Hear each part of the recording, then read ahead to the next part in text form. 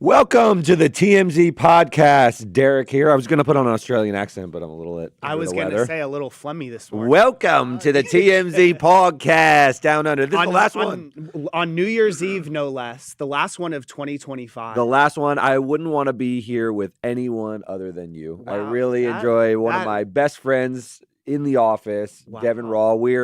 Are you just doing this for the cameras? It's all for show, man. Okay. After this, we're sworn enemies. We'll go our separate ways. So, Charlie Cotton is out today for the last episode of the year. So I am filling in, and we're going to take you through a 3-pack of stories to bring us into the new year. And pretty good variety here. Dude, these are great stories, actually. First up, we've got Stefon Diggs, who was charged with felony strangulation. I'll just come out and say it. This is a wild development. Obviously, he had a kid with Cardi B recently. He's a huge NFL star. Massive NFL star. And they're about to be heading into the playoffs. Interesting timing for sure. The timing is very interesting. These are allegations about a former personal chef who went to cops and said she got into some sort of salary dispute, a payment dispute about what she was owed. She wanted some time off, thought she could be paid for the time off and so forth. She says Stefon came into a room, it was an unlocked bedroom, to argue. They had a heated exchange after some text messages that she furnished to police. She says during this argument, Stefon Diggs slapped her across the face and then put her in a chokehold, where she says as she was struggling, he tightened it, and she nearly blacked out. This is all her story to police. She apparently said that there was some redness on her chest, but she didn't take photographs of it. Nevertheless. The only thing she provided were obviously the text messages, which, I mean, I read the text, and to me, obviously, they show an argument, no doubt. They show that there is this pay dispute, but there's nothing here in the text messages that would, I guess, confirm the violent acts that she's accusing Stefon Diggs of. Yeah, and you may know more about this than me. Stefon Diggs has a reputation in the NFL as a ladies' man. He's known as, keep your sister and wives away from him. Yeah, there was that very famous video, but he's never really had violence. Not violence. He's kind of a lightning rod. I mean, over the offseason, remember there was the video of him partying on boats with the weird pink substance. Yes. So he has had he has had some off the field issues, obviously. But nothing with domestic violence. Yeah, no, this is not a feature of Stefon Diggs that is known in pop culture. So this took me by surprise that there's these violent allegations and that he was charged with strangulation. The weird thing for me here is, I know you said, we were speaking about this before, that you can be charged without arrested because he was never arrested. And cops said that they tried to reach Stefon Diggs and were unable to reach him. Yeah, left him a voicemail apparently. Yeah. It's just odd to me. The woman, by the way, one more thing, also says that she tried to sort of negotiate her way out of this dispute, but they wanted an NDA signed. She refused to sign it. Then she didn't want to press charges.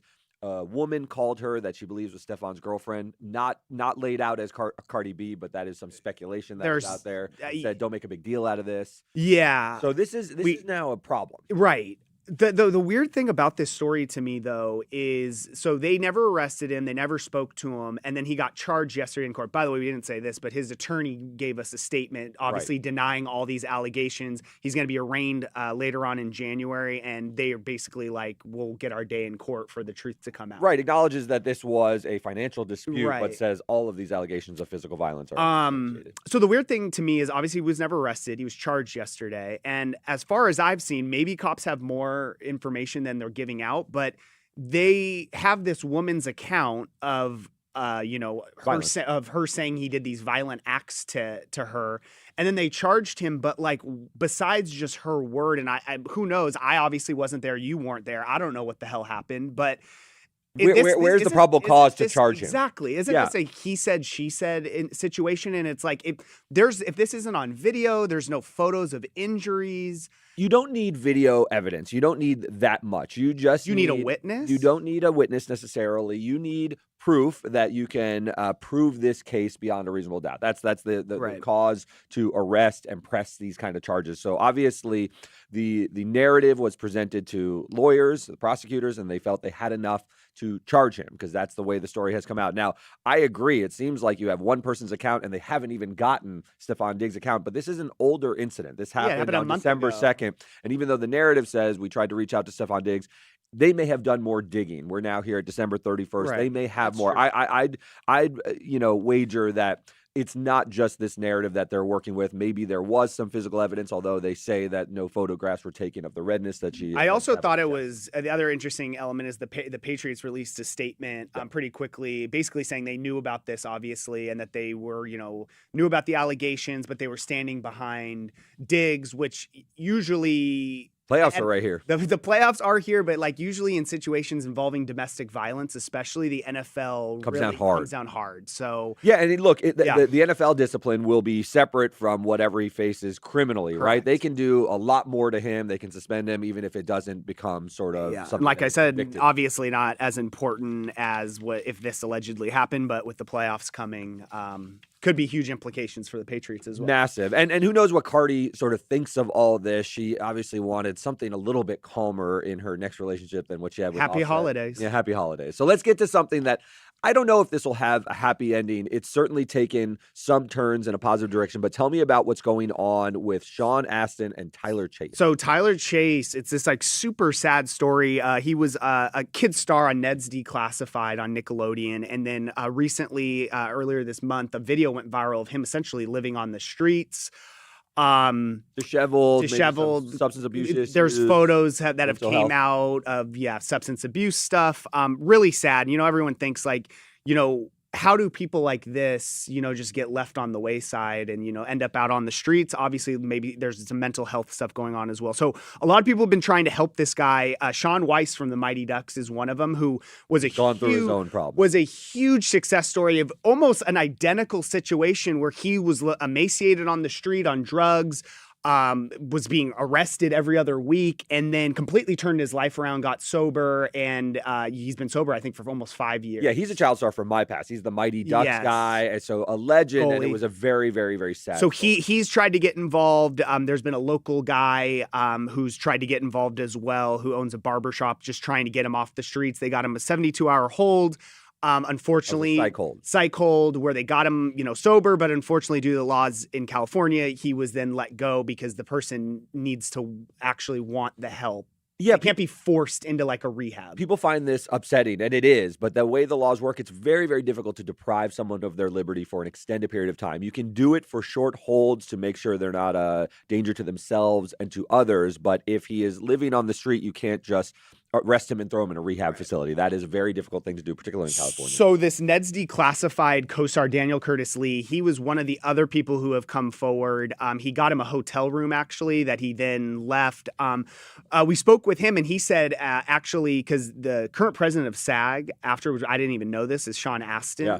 And he has actually reached out on FaceTime to Tyler over the holidays because he saw the story and he's trying to do everything he can to essentially help him. And I guess Tyler's a huge Lord of the Rings fan, so they thought maybe having someone like Sean Samwise, man. Yeah, talking to him might, maybe change his mind. So we're obviously following the story. There's a lot of people trying to get him help. But apparently he is still on the streets as of back. This, and apparently maybe back on drugs and sort of barefoot. It's very cold here. It's cold, rainy. Cold and rainy. It's a very, very sad story. They're really pressing the fact that they don't want people to, fans are now flocking. There's a lot of clout chasers. Yeah. And, the current influencer thing. People are trying to go viral. They're saying, help this guy, but don't give him money. Yes. One thing I want to say is there's it's very easy when you live in Southern California to have a sort of callous opinion about the homelessness situation.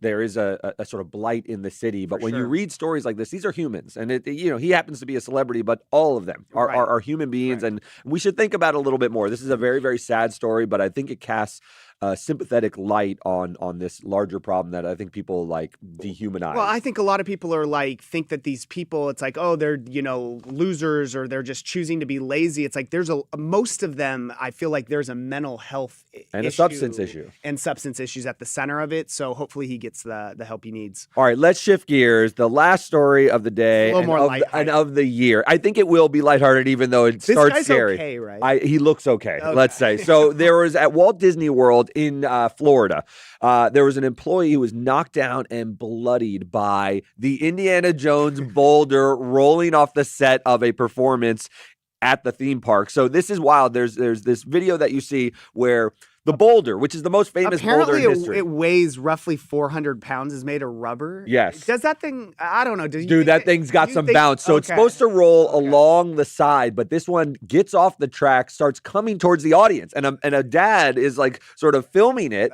There you go. And this guy steps in front of it and he just gets absolutely blasted. During the recording, the guy is like, they thought it was kind of like part of the show to put the audience in danger. Well, you see this guy in khakis. And I don't know that he looks like he's part of the funniest thing to me about this, and which actually is like says like the current state of like AI nowadays, is I saw this all over Twitter last night, and I thought it was AI. It does, yeah. Where's the Sora bug on the top? Exactly, but I'm sorry, employee of the year, but if I'm working I'm not getting in front of that boulder. No, man. And what did this man think he was going to do? Even if I hear the music dun, dun, dun, dun, and it's coming towards Harvey, I'm sidestepping, man. There's not enough workers' comp in the world to take a 400-pound boulder to the face. Look, they lift him up, and he has some blood that you can see on the top of his head. But he just got run over by a boulder. It's like, because they say it's 400 pounds. That's like bigger than an offensive lineman or a defensive lineman just trucking you, and that thing has momentum behind it. It's got some push, and the audience is a little freaked out. I do think it will have a happy ending. He seems okay, but they rush out to attend to him. I really do hope this guy's okay, and if he is, I hope he has a good New Year's. Dude, this guy's employee of the month, man. Yeah. Put him up there. Harrison Ford should reach out. He needs to be get a upgrade to be actually Indiana Jones. 100%, man. It's like he's about that life. Give that guy a bullwhip and let him run the show. Just leave the khakis on. Yeah. Wow. A great video. Go to our website if you want to see the video. So, Stefon, we'll get into some questions real quick. At Helen, for Stefon Diggs, he's in a lot of trouble.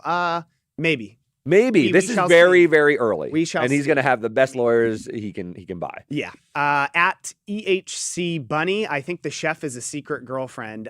It doesn't read that way to me. It really reads like a personal chef payment. I feel like she would have said that in her thing. If we had a romantic relationship, it was domestic But I violence. will say with Stefon Diggs' history, you really never know. No one's safe around that guy. He likes ladies. And I'm not saying I'm talking about domestically. I'm just like, he's a ladies' man. I wouldn't go to his party with my wife. No, I would not either. Real Talk Seta, sounds like she was angry he wasn't going to pay for her Christmas vacation. Now he attacked her. It's lies. Yeah, I mean, clearly the pay dispute is the only thing we know that definitely for sure happened. And she's very detailed in her narrative. I will say that. He says lies. But the thing is, you slapped her, choked her. You can have a pay dispute, and this all could have happened, and he could have gone in her bedroom, and they had a big argument. Right, but if he didn't put his hands on her, then it's like there's nothing wrong here. All right, so EHC Bunny says the only reason why we believe all homeless are drug addicts is because we see their addiction. Most addicts have a home. This is an interesting perspective. Yeah. It is sort of out there in the open. I think about it when I walk my kids around the neighborhood. You have a young kid. If you take them for a walk, it is out open and sort of, notoriously part of this city scene. But it doesn't change it for me. It's very sad. I don't have the answers, but something needs to be done. Yeah. And finally, our last comment of 2025 at Lisa. I hope you guys have a great, safe New Year's Eve and Happy New Year's. You too, Lisa. Same to you. By the way, Lisa, thank you, but it is Happy New Year. There's only one of them. That's one of my pet peeves. You had to end the year on a pedantic, jerky note. All right, everyone. We'll see you guys next time. See you in 2026. Happy New Year. Yep.